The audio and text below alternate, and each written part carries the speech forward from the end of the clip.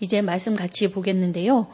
오늘 우리에게 주신 하나님의 말씀은 사무엘상 10장 1절부터 9절까지의 말씀입니다. 사무엘상 10장 1절부터 9절까지 이 말씀을 가지고 확신을 주시고 준비시키시는 하나님이라는 제목으로 말씀 전해드리겠습니다. 먼저 본문을 저와 여러분이 같이 읽기 원합니다. 천천히 읽습니다. 준비되셨습니까? 네, 시작. 이에 사무엘이 기름병을 가져다가 사울의 머리에 붓고 입맞추며 이르되 여호와께서 내게 기름을 부으사 그의 기업의 지도자로 삼지 아니하셨느냐. 내가 오늘 나를 떠나가다가 베냐민 경계 셀사에 있는 라헬의 묘실 곁에서 두 사람을 만나리니 그들이 내게 이르기를 내가 찾으러 갔던 암나귀들을 찾은지라. 내 아버지가 암나귀들의 염려는 놓았으나 너희로 말미암아 걱정하여 이르되 내 아들을 위하여 어찌하리요 하더라 할 것이요. 내가 거기서 더 나아가서 다볼 상수리 나무에 이르면 거기서 하나님을 배우려고 베델로 올라가는 세 사람을 만나리니 한 사람은 염소 새끼 셋을 이끌었고 한 사람은 떡 세 덩이를 가졌고 한 사람은 포도주 한 가죽 부대를 가진 자라. 그들이 내게 문안하고 떡 두 덩이를 주겠고 너는 그의 손에서 받으리라. 그 후에 내가 하나님의 산에 이르리니 그곳에는 블레셋 사람들의 영문이 있느니라. 내가 그리로 가서 그 성읍으로 들어갈 때에 선지자의 무리가 산당에서부터 비파와 소금과 저와 수금을 앞세우고 예언하며 내려오는 것을 만날 것이요. 내게는 여호와의 영이 크게 임하리니 너도 그들과 함께 예언을 하고 변하여 새 사람이 되리라. 이 징조가 내게 임하거든 너는 기회를 따라 행하라. 하나님이 너와 함께 하시느니라. 너는 나보다 앞서 길갈로 내려가라. 내가 네게로 내려가서 번제와 화목제를 드리리니 내가 네게 가서 네가 행할 일을 가르칠 때까지 7일 동안 기다리라. 그가 사무엘에게서 떠나려고 몸을 돌이킬 때에 하나님이 새 마음을 주셨고 그날 그 징조도 다 응하니라. 아멘. 지난주에는 우리가 하나님께서 사울을 이스라엘의 왕으로 세우신 말씀을 보았습니다. 그것을 통하여 우리는 주님께서 우리의 실패까지도 사용하셔서 당신의 길로 인도하신다라는 것을 알았습니다. 그러면 이제 부르셨으니 그것으로 끝일까요? 내가 너에게 일을 맡겼으니 너 알아서 잘할 수 있지? 하고 가만히 보고만 계실까요? 그렇지 않습니다. 하나님께서는요, 부르신 자에게 그 부르심에 대한 확신을 주시고 또 철저하게 준비시켜 주시는 하나님이신 것입니다. 그러면 과연 그러한지 우리가 오늘 본문을 통하여 같이 살펴보도록 하겠습니다. 사무엘상 9장 끝에서 사무엘은 사울을 상석에 앉히고요. 따로 떼어놨던 가장 좋은 음식을 주는 등 왕에게 하는 예를 갖추어서 산당에서 저녁 식사를 같이 했습니다.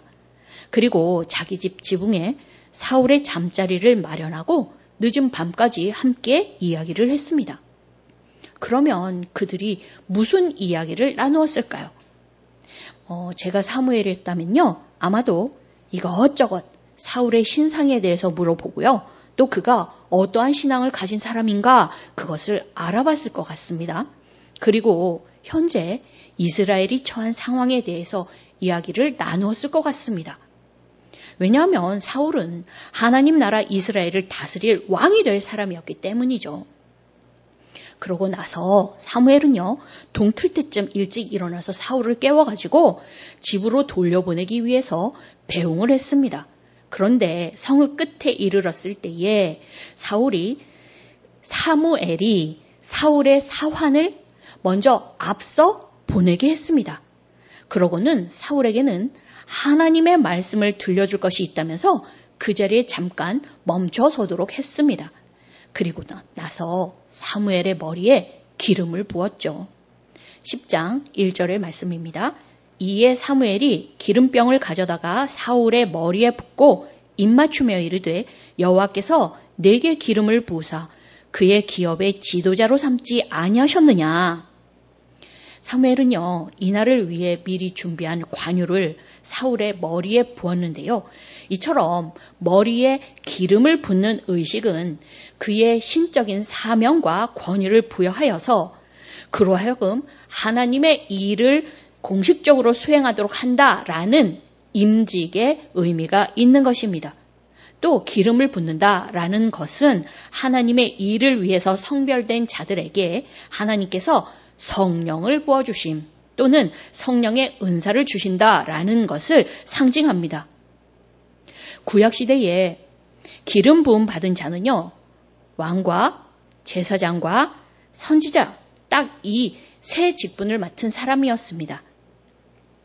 그래서 이 세 가지 직분을 받은 사람들을 기름 부음 받은 자라고 부르는데요. 우리가 우리 왕이시며 대제사장이시며 예언자이신 예수님을 그리스도 또는 메시아라고 부르지 않습니까? 이때 이 그리스도 또는 메시아라는 것이 바로 기름 부음 받은 자라는 뜻인 거죠. 사무엘은요, 사울에게 기름을 붓고 인정과 존경의 표시로 사울의 손이나 이마 같은 데다가 아마 입을 맞췄을 거예요. 그리고 나서 여호와께서 내게 기름을 부으사 그의 기업의 지도자로 삼지 아니하셨느냐라고 말했습니다.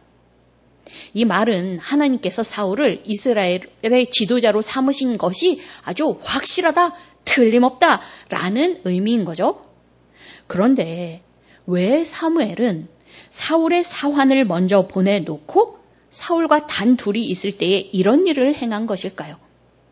그것은 백성들 앞에서 공식적으로 사울이 왕으로 선포되기 전에 그가 먼저 하나님의 부르심을 철저하게 깨달았어야 했기 때문입니다. 그 일을 맡은 장본인인 사울의 마음이 먼저 수긍이 되고 또 준비가 되었어야 했다라는 것입니다.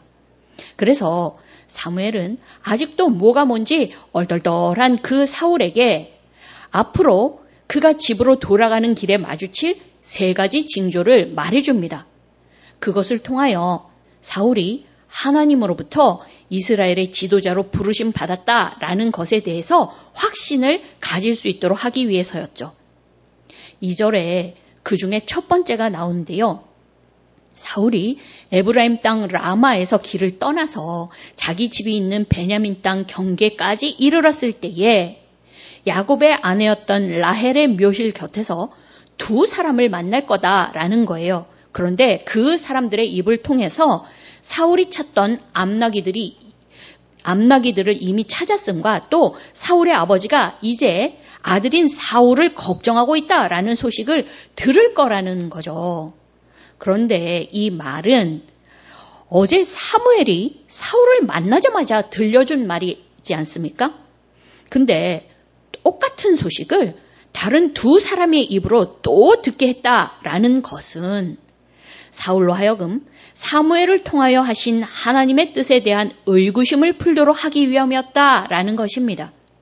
사무엘이 허튼 소리 한 것이 아니다라는 거죠. 봐라, 당나귀를 찾았다라고 사무엘이 말했는데 그렇지 않냐는 거예요. 두 사람이 나서서 증언까지 해주지 않았냐는 거죠. 그러니 그것을 볼 때 하나님께서 너를 이스라엘의 지도자로 세우셨다는 사무엘의 말도 맞다라는 거예요. 틀림없다라는 거죠. 이제 두 번째 징조는 3절에서 4절에서 나오는데요. 사울이 다볼 상수리 나무에 이르렀을 때에 하나님을 배우러, 그러니까 곧 하나님께 제사를 드리기 위해서 베델로 가는 3명의 순례자들을 만날 거라는 거였어요. 그런데 그 중에 한 사람은 염소 새끼 3마리를 가졌고, 다른 사람은 떡 3덩이를 가졌고, 나머지 한 사람은 포도주 1가죽 부대를 가지고 있을 거라는 거예요. 이것들은 하나님께 바칠 예물이었어요. 그런데 그들이 사울에게 문안을 하고 그 예물 중에서 떡 2덩어리를 사울에게 줄 것이라는 거죠. 그러면 이것은 무슨 뜻인가? 그들이 사울에게 준 떡은 본래 성소에서 제사장들이 먹는 떡이었는데 그것을 사울에게 주었다라는 것은 사울을 기름 부음 받은 자로 인정한다라는 것이었습니다. 그리고 자기들은 백성으로서 앞으로 하나님께서 세우신 그 지도자를 존경하고 그의 필요를 채워줄 것을 의미한다라는 거죠. 아마 이 순례자들은요, 자기들도 모르는 사이에 하나님의 신비한 인도를 받아서 이와 같은 일을 하게 되었을 것이다 라는 거예요. 그리고 마지막 세 번째 징조는 5절과 6절에 나오는데요. 본문을 보면 그 후에 내가 하나님의 산에 이르리니 그곳에는 블레셋 사람들의 영문이 있느니라. 내가 그리로 가서 그 성읍으로 들어갈 때에 선지자의 무리가 산당에서부터 비파와 소고와 저와 수금을 앞세우고 예언하며 내려오는 것을 만날 것이요. 내게는 여호와의 영이 크게 임하리니 너도 그들과 함께 예언을 하고 변하여 새 사람이 되리라 하는 것이었습니다. 여기서 하나님의 산은 사울의 고향인 기브아를 말하는 것인데 기브아에 하나님께 제사 드리는 산당이 있기 때문에 하나님의 산이다 이렇게 표현한 것입니다. 그런데 부적절하게도 거기에 블레셋의 수비대도 같이 있었어요. 여기는 이스라엘의 영토였는데도 불구하고 블레셋 사람들이 이스라엘 백성들을 감시하기 위해서 그들의 수비대를 주둔하게 한 거죠. 그러니 사울의 고향인 기브아는 사울이 왕이 되어서 민족을 위해 크게 떨치고 일어날 그런 분노를 일으키기에 아주 적절한 곳이 아니었겠습니까? 근데 거기에 또 하나님께 드릴 산당이 있다 보니 제사 드릴 산당이 있다 보니까 선지자의 무리가 그곳을 성지로 삼아서 순례를 했었던 것 같습니다. 이 선지자의 무리는 아마도 사무엘에게서 말씀과 기도와 찬양 등 경건의 훈련을 쌓으며 또 백성을 가르치기도 하는 훈련생들이다라고 학자들이 추측을 하고 있는데요. 지금 신학교에서 목회 훈련을 받은 신학생 정도다. 이렇게 생각하시면 좋지 않을까? 그렇게 생각이 됩니다. 그런데 사울이 고향에 도착했을 때 각종 악기를 연주하며 예언하는 그 선지자의 무리를 만날 거다라는 거예요. 그리고 여기서 예언이라는 것은요, 미래에 닥칠 일을 말한다라는 것이 아니라 그들이 찬양했다. 곧 그들이 연주하는 그 악기에 맞춰서 여호와의 영광을 찬양했다라는 것으로 해석하는 것이 더 문맥상 매끄럽습니다. 그리고 여기에서 확실히 짚고 넘어가야 할 사항이 하나 더 있는데요. 그것은 선지자의 무리가 예언을 할 때에 결코 무아지경 또는 황홀경에 빠져서 한 것이 아니다라는 것입니다.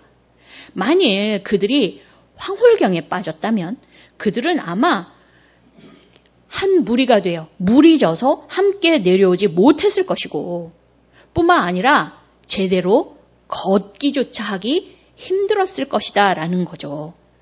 그런데 사울이 이렇게 찬양하는 선지자의 무리를 만난 순간 사울에게 여호와의 영이 크게 임할 거라는 거예요. 구약시대에 여호와의 영, 곧 성령의 임하심은 하나님에 의해서 특별히 선택된 지도자에게 때와 필요에 따라서 나타났던 현상들입니다. 이것은 하나님께서 그 지도자를 택하시고 인정하셨다는 확증일 뿐만 아니라 그 지도자에게 맡긴 일을 수행하도록 특별한 은사를 주시기 위한 것이었죠. 사무엘이 살던 사사시대만 보더라도 알 수 있지 않습니까?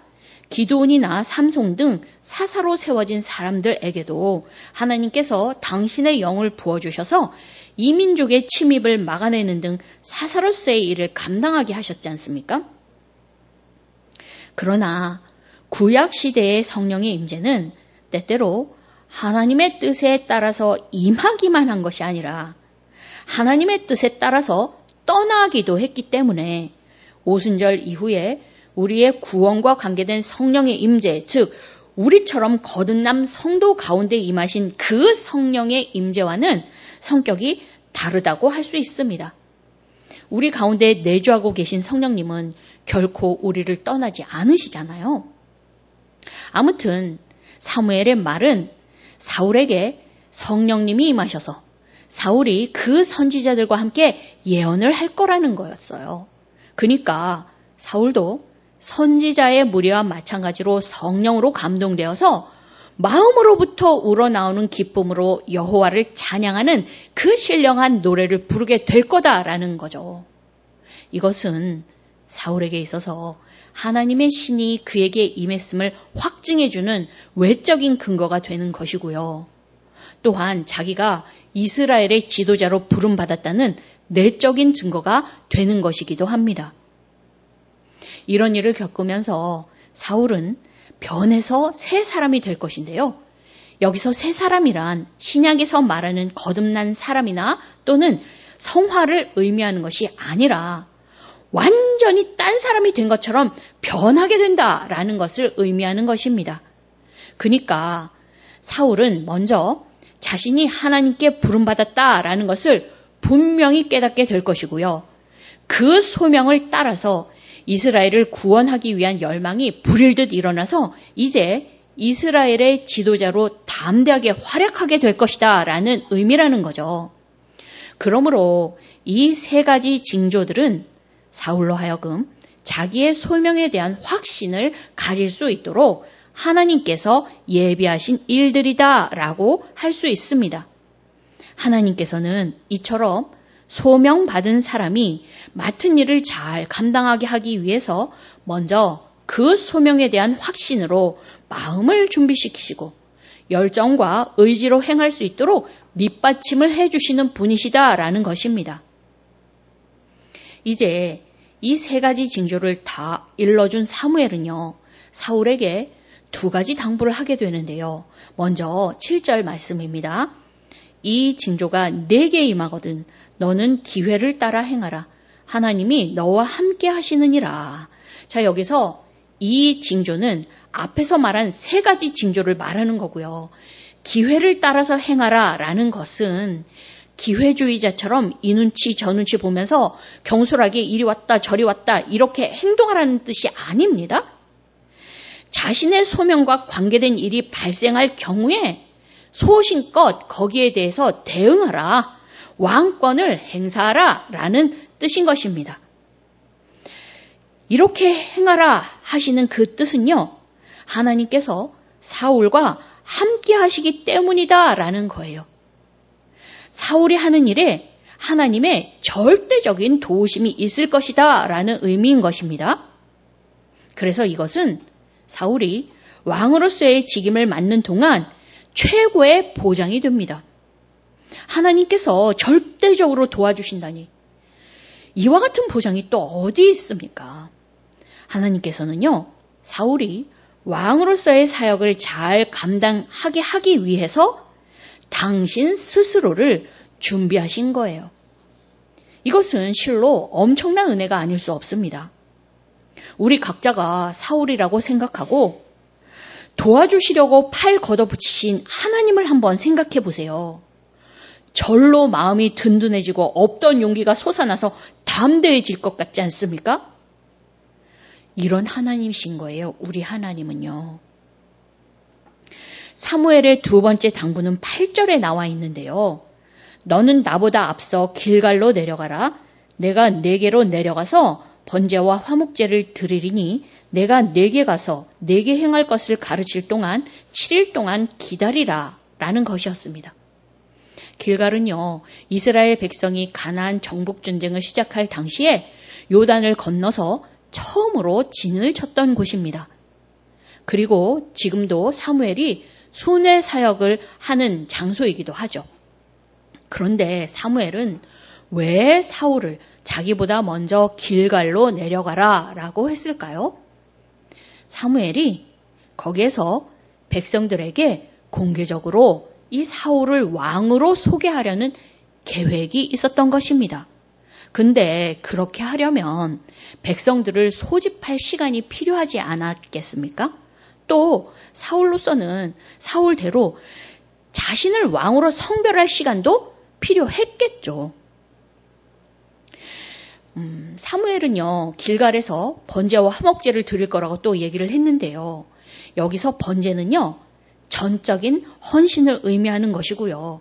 화목제는 감사와 또 침묵을 위한 제사인데요.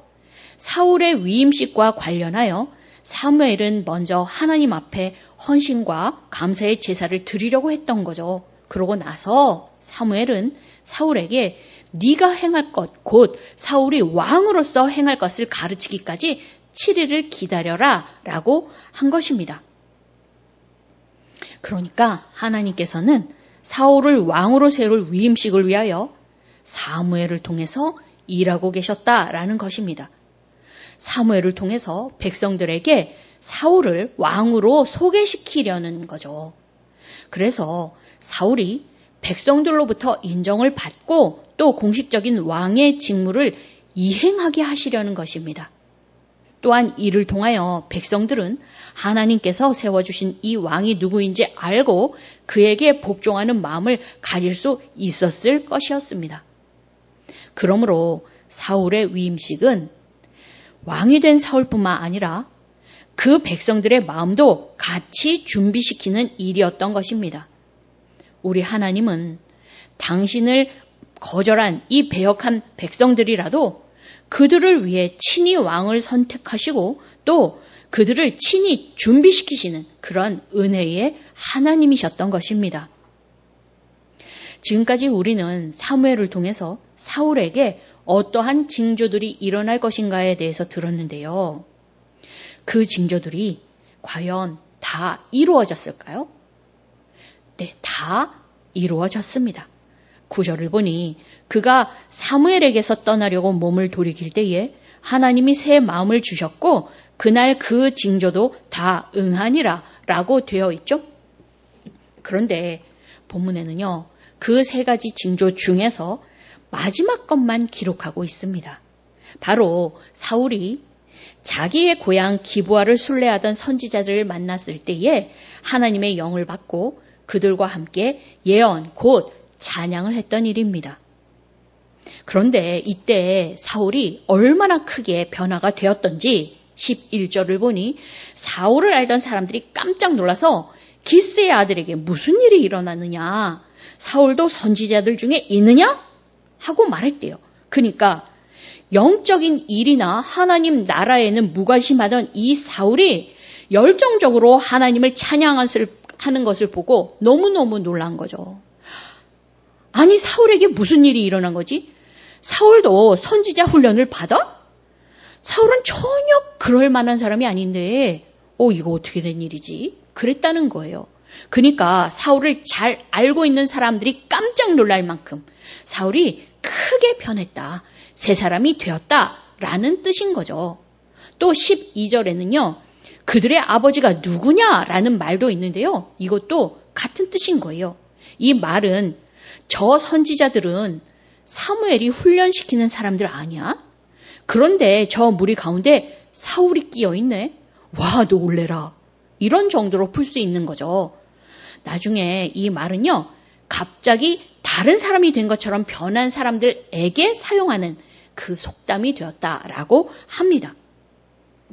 사울은요, 이 세 가지 징조가 다 임한 이후에 곧장 집으로 가지 아니하고 산당으로 가는데요.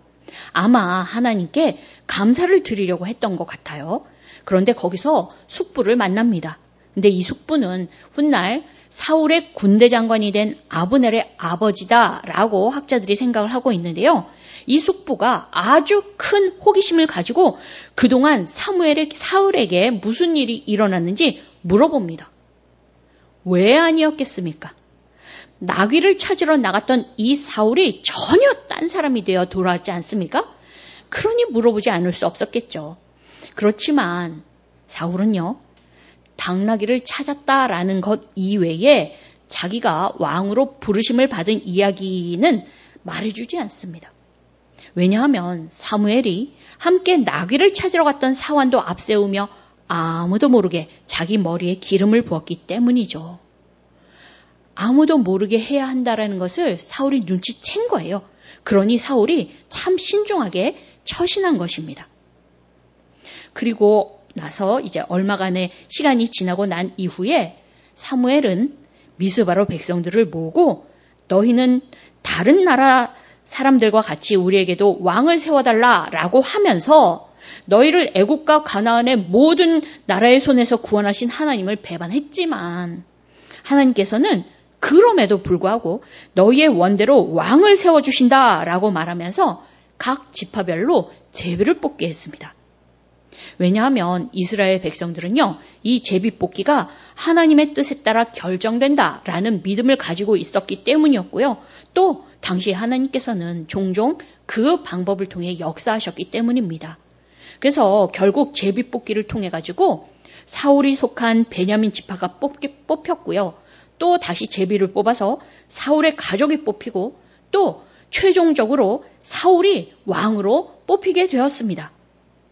그러니 사울이 제비 뽑혀서 왕이 되었다라는 것은 하나님의 뜻이 그러하다라는 것이고 그럼으로써 사울의 왕국이 정통성이 있다라는 것이 되는 것입니다. 그러나 이 왕으로 뽑힌 사울은요, 백성들이 가져온 여행짐 보따리 사이에 숨었습니다. 사울이 왜 숨었는지는 저희가 정확하게 알 수 없습니다. 왜냐하면 본문에 없기 때문인 거죠. 그러나 대략 2가지 정도로 추측할 수 있습니다. 먼저는 사울이 겸손한 사람이었기 때문이다라는 것이고 다른 하나는 사울이 개인적으로 부끄러움이 많고 자신감이 없는 사람이었기 때문이다라는 건데요.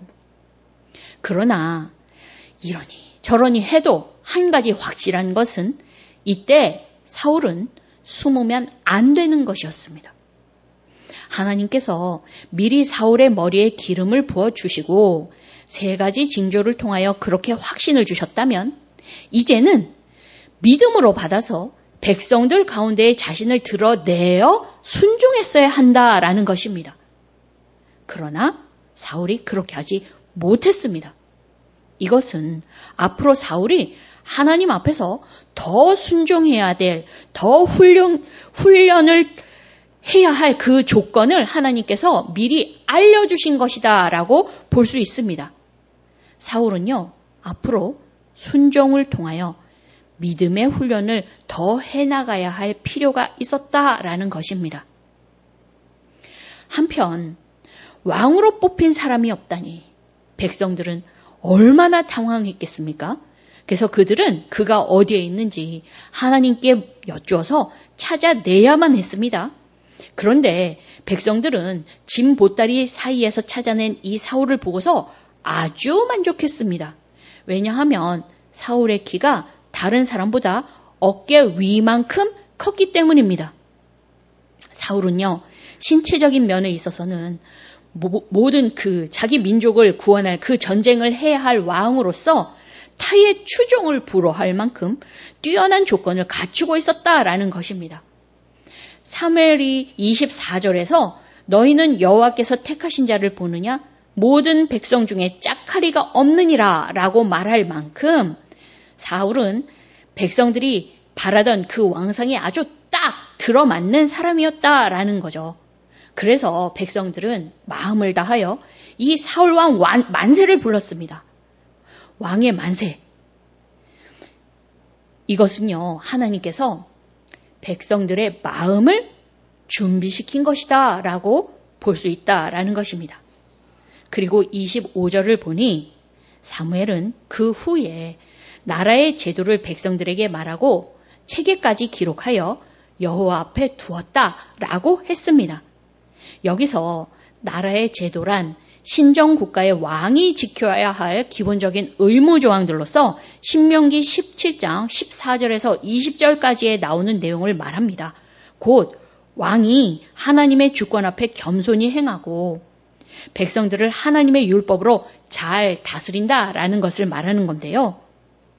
그것을 사울 왕과 백성들에게 다 가르친 이후에 책에 기록하여 하나님 앞에 둠으로써 사울이 하나님께 대한 의무를 잘 지키도록 했다라는 것입니다.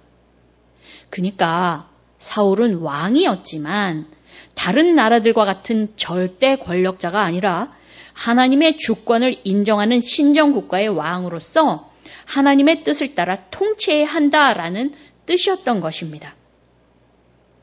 위임식과 관련된 모든 절차가 다 끝난 후에 백성들은 다 각기 자기 집으로 돌아갔는데요.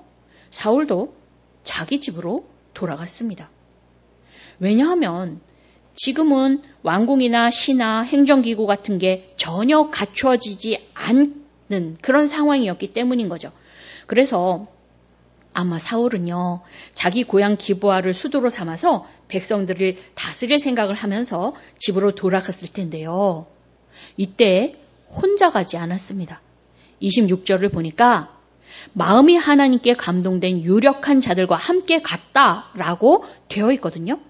이들은 사울이 하나님에 의해서 자신들의 지도자로 선택되었다라는 것을 분명하게 깨달은 자들이면서 또 유력한 자들, 곧 경제적으로, 군사적으로 왕을 충분히 도울 수 있는 사람들이었다라는 것입니다. 그러니까 하나님께서는 사울과 함께 일할 사람들까지 준비시켜 주신 것입니다. 그러나 27절을 보니 사울을 반대하는 사람도 있었죠. 이들은 아마 사울이 자기네 지파보다 규모가 작은 베냐민 지파 사람이다라는 것에 대해서 반감을 가진 사람들이었을 거라고 학자들은 말하고 있는데요. 그러니까 사울이 자기들만한 배경을 가지지 못했음에도 왕이 되었기 때문에 질투를 하면서 반대를 한 거다라는 거죠, 그 사람들이. 그런데 그들의 이러한 형태는요, 최종적으로 하나님을 반대한 것이 됩니다. 왜냐하면 사울을 왕으로 세우신 분이 하나님이셨기 때문인 거죠. 그런데 사울은 그들의 노골적인 반대를 받아도 아무 말도 하지 않고 잠잠했다라고 합니다. 왜 그랬는지 본문에는 그 이유가 나오지 않지만 아직 사울의 왕권이 미약했기 때문에 그 큰 지파 사람들과 정면으로 부딪히지 말아야겠다 하는 생각이 있지 않았었나 싶은데요. 이것은 그만큼 사울이 처음에는 아주 신중하고 자제력 있는 사람이었다라는 것을 보여줍니다. 본문이 다소 길었는데요. 이제 말씀을 맺겠습니다. 우리는 사울이 왕이 되는 과정을 통해서 하나님이 어떤 분이신가를 보았습니다. 하나님께서는 우리를 불러서 사용하실 때에 그냥 부르기만 하시는 분이 아니십니다. 사울에게 3가지 징조를 보여주신 것과 같이 우리가 그 부르심의 확신을 가질 수 있도록 여러 가지 상황을 통하여 역사하시는 분입니다.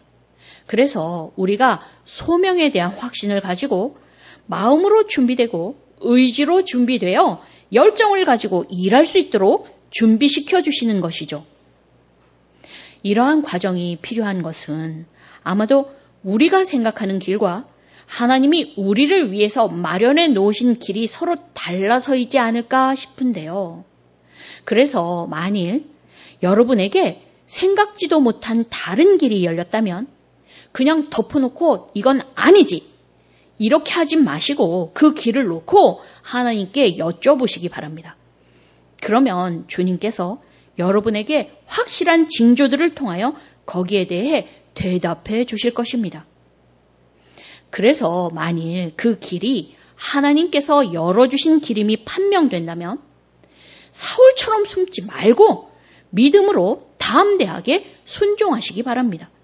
왜냐하면 하나님께서는 부르실 뿐만 아니라 그 일을 행할 수 있도록 성령을 부어주시며 준비시켜 주시는 분이시기 때문입니다. 사울에게와 같이 우리에게도 마음과 열정과 의지를 주시고요. 또 그 일을 행할 지혜와 은사를 주시고요. 돕는 사람들까지도 세워주실 것입니다. 그러나 이 모든 것을 다 준비해 주신다 하여도 믿음으로 반응하는 것은 하나님이 아닌 우리의 몫입니다. 이때 믿음이라 하는 것은 내가 나를 믿는 것이 아니에요. 내가 부족해도 하나님을 의지하고 나아가는 것을 믿음이라고 하는 거죠. 하나님은요, 소명을 받은 자들이 하나님에 대하여 그렇게 반응하기를 원하십니다. 그리고 기다리십니다. 당연하지 않습니까? 우리도 누군가를 믿고 일을 맡기면 그 사람이 순종으로 반응하기를 기대하잖아요.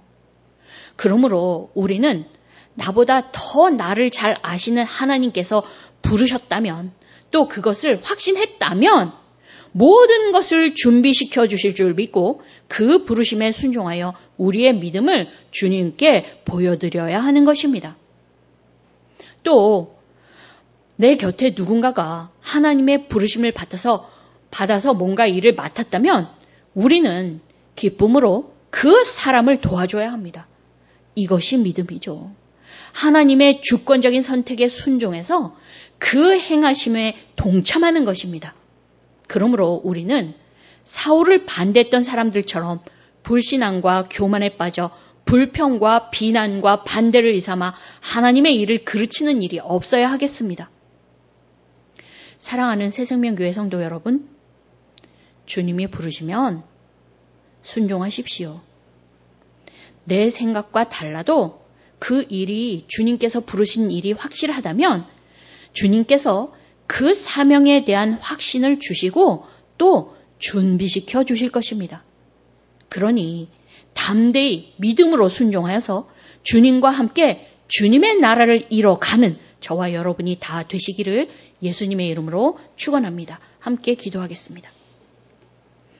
하나님 아버지, 부족한 저희도 하나님 나라를 위해 불러 사용하심을 감사합니다.